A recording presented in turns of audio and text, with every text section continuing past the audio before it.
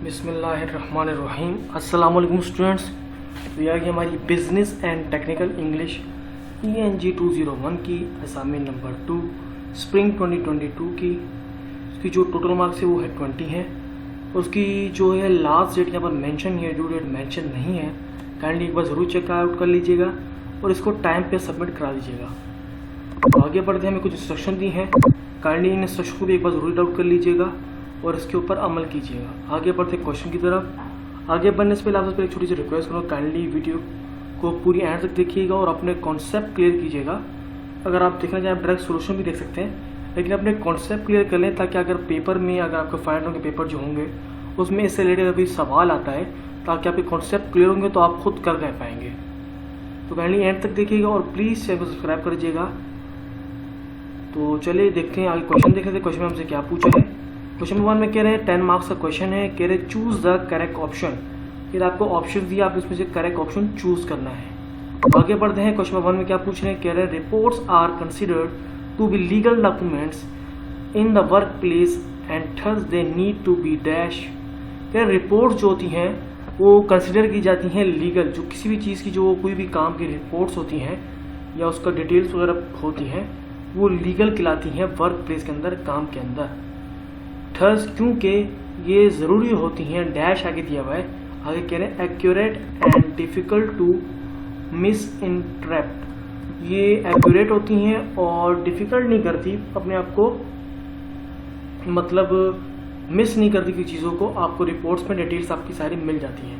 ये लीगल समझी जाती है और ये बहुत वर्क प्लेस के लिए सही है। अब इसमें जो ऑप्शन क्या गया, indefinite, they need to be indefinite, मतलब इनडेफिनेट हो, बिल्कुल सही न हो। प्रिसाइज, ये उतनी छोटी टू द पॉइंट होती हैं। जनरल, आम तौर पे होती हैं। एम्बिग्यूअस, थोड़ी एम्बिग्यूअस का एग्जैक्ट मायने तो नहीं बोलते, लेकिन एक डिफ़िकल्ट आप बोल सकते हैं इसको।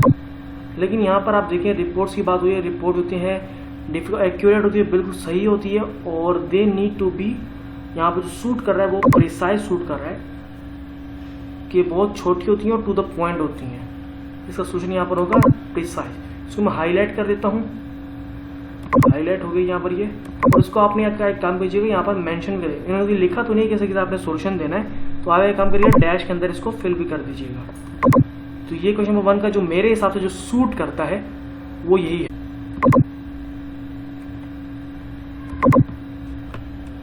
अब जैसे कि मैंने आपको यहाँ पर समझाया है, मेरे मुताबिक जो डिटेल्स मैंने अपनी रीड की हैं उसके हिसाब से मुझे बी पॉइंट जो है प्रिसाइज बिल्कुल परफेक्ट लगता है। तो आप ये अपनी रीडिंग, आप चाहे तो इसका अंदर जो आपके हैंड आउट्स है उसको भी यूज़ कर सकते हैं, उसके थ्रू भी आप इसका सोल्यूशन फाइंड कर सकते हैं। अब चलते हैं क्वेश्चन नंबर 2 की तरफ, पार्ट 2 की तरफ, सॉरी। पार्ट 2 में देखते हैं क्या पूछा गया हमसे। पार्ट 2 में क्या कह रहे हैं, the short informal report is usually submitted in the form of a letter. और कह रहे हैं जो कोई भी अगर रिपोर्ट है शॉर्ट होती है, इनफॉर्मल होती है, उसको सबमिट किया जाता है लेटर की फॉर्म में और या तो फिर। अब यहाँ पर 4 पॉइंट है। पहला है मेमोरेंडम। मेमोरेंडम भी एक लेटर की किस्म होती है, एग्जैक्ट लेटर की तरह ही होती है। बी है कार्ड, कार्ड की सूरत में। नोटिस, एक नोटिस दिया जाता है, उसकी सूरत में आपको एक आपकी जो है रिपोर्ट सबमिट होगी।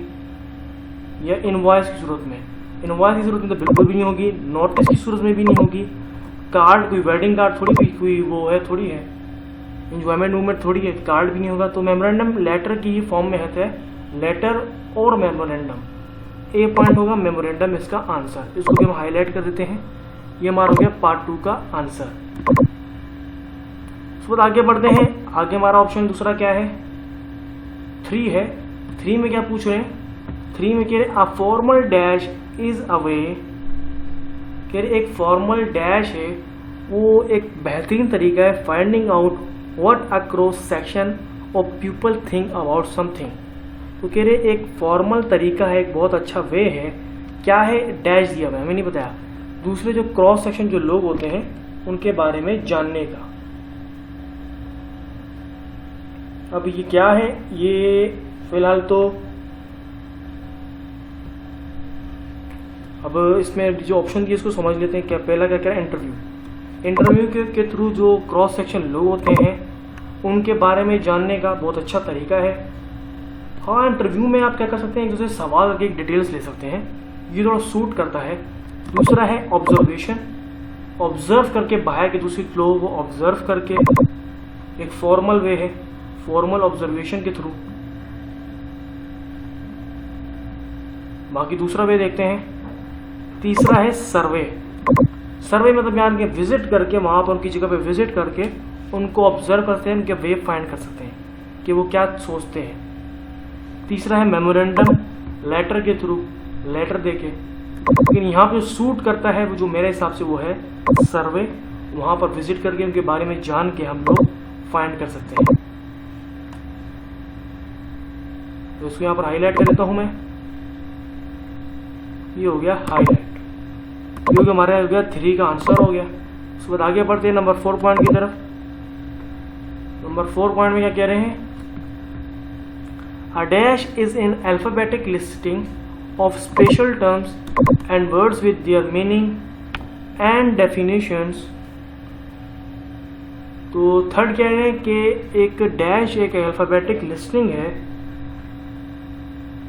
आ डैश जो है वो लिस्टिंग है, अल्फाबेटिक लिस्टिंग है स्पेशल टर्म्स से रिलेटेड, वर्ड्स और उनकी मीनिंग एंड डेफिनेशन के बारे में। तो अपेंडिक्स जो है वो बिल्कुल शूटिंग, बिब्लियोग्राफी, ग्राफिक्स भी नहीं।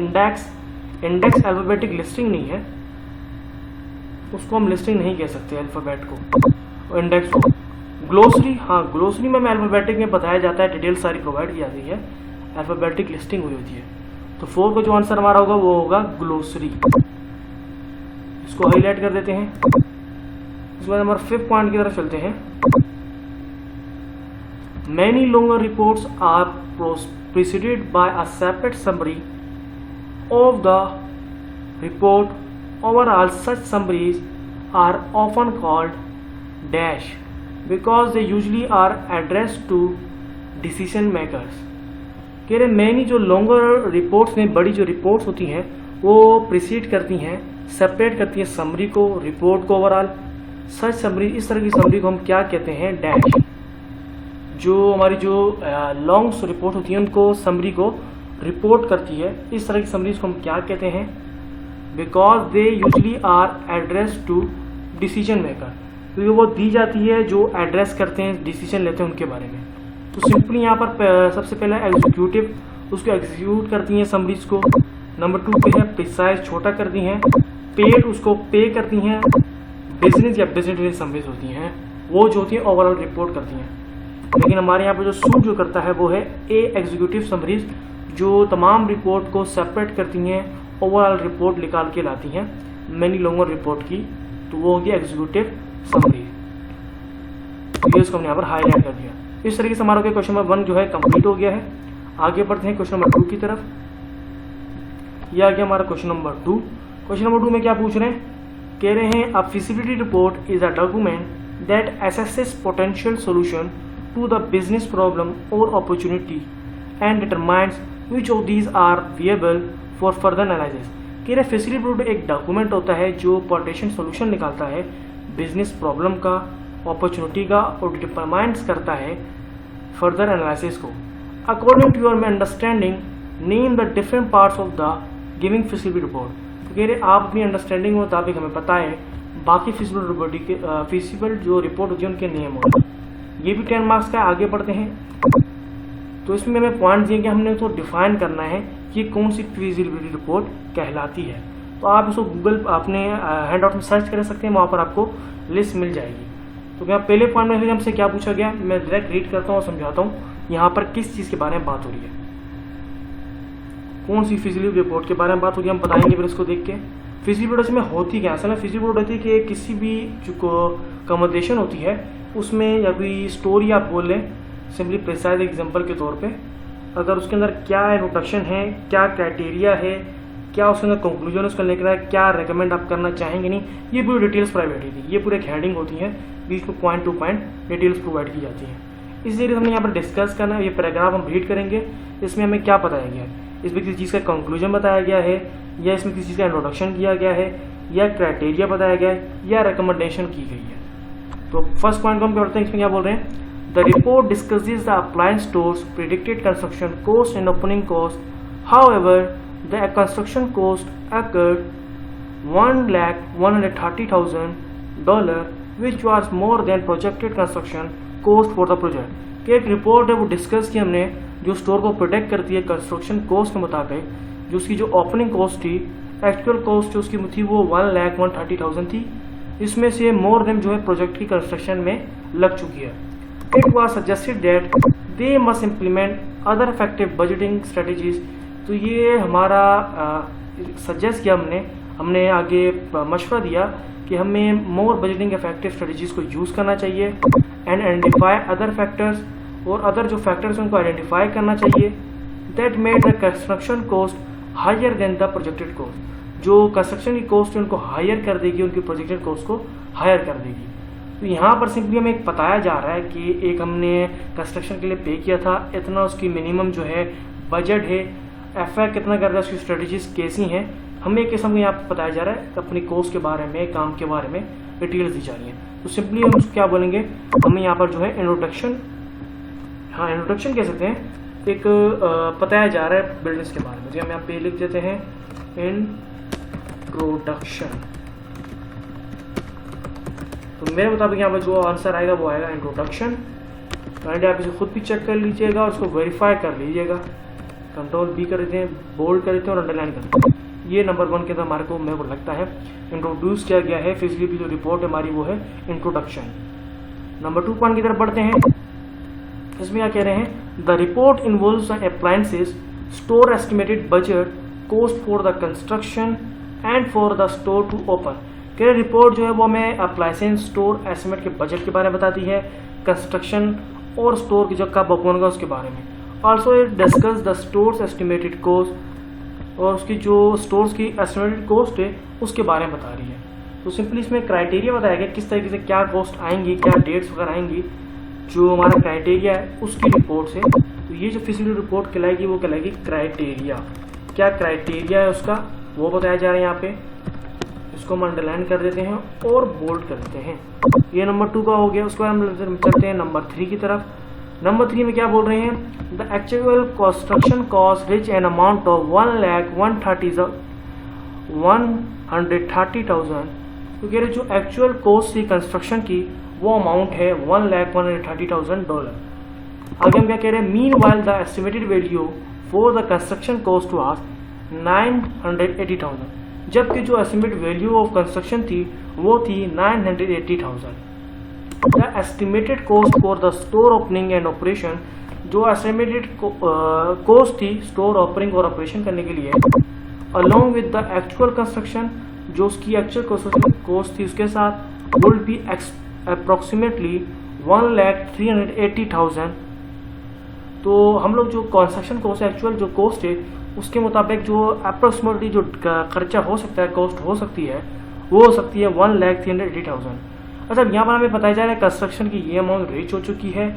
अगर एस्टिमेटेड मीन वाइल अगर कंस्ट्रक्शन की कॉस्ट देखी जाए तो वो 980 बनती है. जबकि अगर ऑपरेशन और ओपनिंग को पूरा सबको कंबाइन करके अगर एक्चुअल कंस्ट्रक्शन की कॉस्ट निकालें तो अप्रोक्सीमेटली जो बन जाएगी टोटल वो 1,380,000 बन जाएगी. तो सिंपली यहाँ पर हमें एक बताया गया इतनी हम लोग काम वगैरह होगा, इतनी बढ़ सकती है वैल्यूज़, इतनी कॉस्ट हो सकती है. हमें सिंपली एवोल्यूशन के बारे में यहाँ पर बताया गया है, जो हमारी एवोल्यूशन रिपोर्ट है उसके बारे में बताया गया है. तो यहाँ पर हम सिंपली मेंशन करते हैं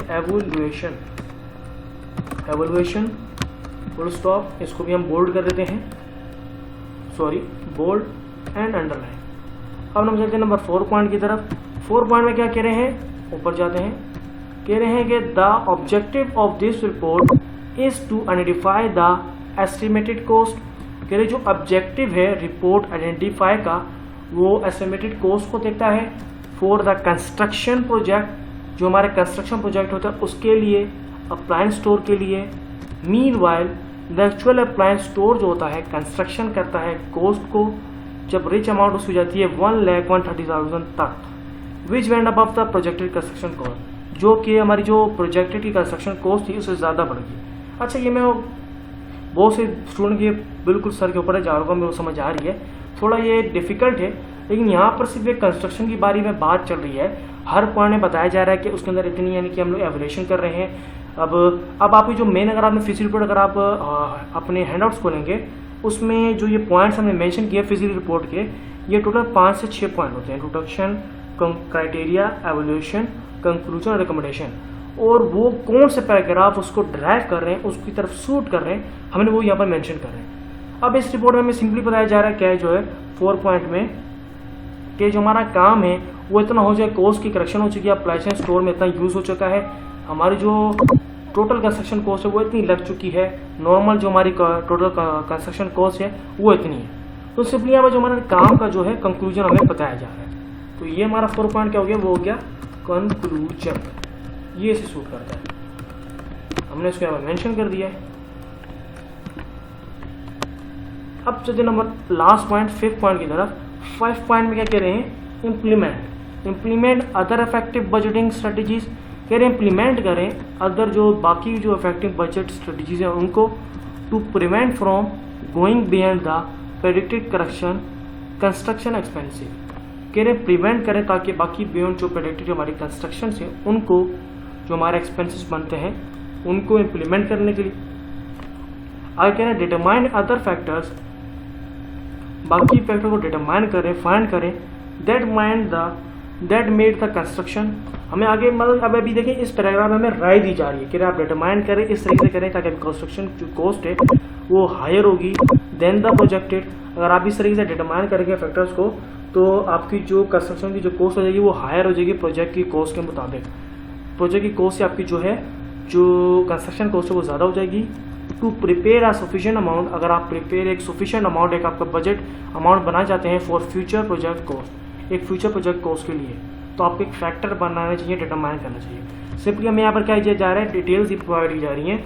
एक किस्म का मैं बोल सकता हूँ रिकमेंडेशन की जा रही है क्या फ्यूचर प्रोजेक्ट कॉस्ट के लिए इसको प्रिपेयर रखें।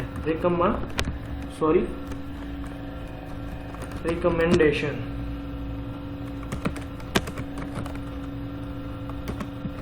तो इसको मैं भी बोल्ड कर देता हूँ,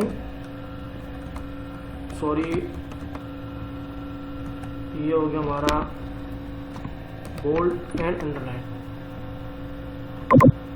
स्पेलिंग मिस्टेक हो गया तो क्या करते हैं,